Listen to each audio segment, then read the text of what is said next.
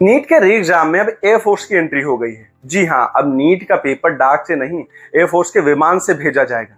Paper leak के बाद सरकार इस बार कोई भी रिस्क लेने के मूड में नहीं दिख रही है। नीट यूजी 2026 पेपर लीक विवाद के बाद अब सरकार पूरी तरह से एक्शन मोड में आ गई है। 21 जून को होने वाले नीट री एग्जाम को लेकर सुरक्षा इतनी टाइट की जा रही है कि इस बार क्वेश्चन पेपर भारतीय वायुसेना यानी एयरफोर्स के विमानों से अलग अलग राज्यों में एग्जाम सेंटर तक पहुंचाया जा सकता है। जी हाँ, सूत्रों के मुताबिक केंद्र सरकार इस प्लान पर गंभीरता से विचार कर रही है। सरकार का मानना है कि अगर पेपर हवाई रास्ते से भेजे गए तो रास्ते में पेपर लीक, चोरी या छेड़छाड़ जैसी घटनाओं को काफी हद तक कम किया जा सकता है। दरअसल पिछले पेपर लीक विवाद ने पूरे देश में एक बवाल खड़ा कर दिया था। लाखों छात्रों का भविष्य दांव पर लग गया था और सरकार के साथ साथ एनटीए यानी नेशनल टेस्टिंग एजेंसी पर भी कई सवाल उठ रहे थे।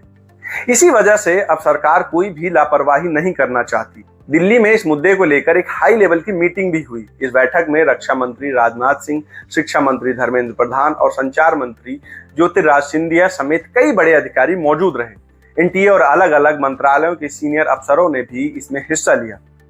बैठक में सबसे बड़ा सवाल यही था कि क्या इस बार नीट के क्वेश्चन पेपर को एयरफोर्स के विमानों से भेजा जा सकता है। अब तक नीट समेत कई बड़ी परीक्षाओं के पेपर डाक विभाग या दूसरे पारंपरिक तरीकों से एग्जाम सेंटर तक पहुंचाए जा रहे थे, लेकिन पेपर लीक विवाद के बाद सरकार अब पूरी व्यवस्था बदलने के मूड में नजर आ रही है। इस प्लान पर अभी तक अंतिम फैसला नहीं लिया गया है। बताया जा रहा है कि इस प्रस्ताव को प्रधानमंत्री नरेंद्र मोदी जी के सामने रखा जाएगा और पीएम मोदी खुद नीट री एग्जाम की तैयारियों पर नजर बनाए हुए हैं। लेकिन इतना तो तय है कि सरकार इस बार कोई भी चूक नहीं चाहती है। जय हिंद, जय भारत।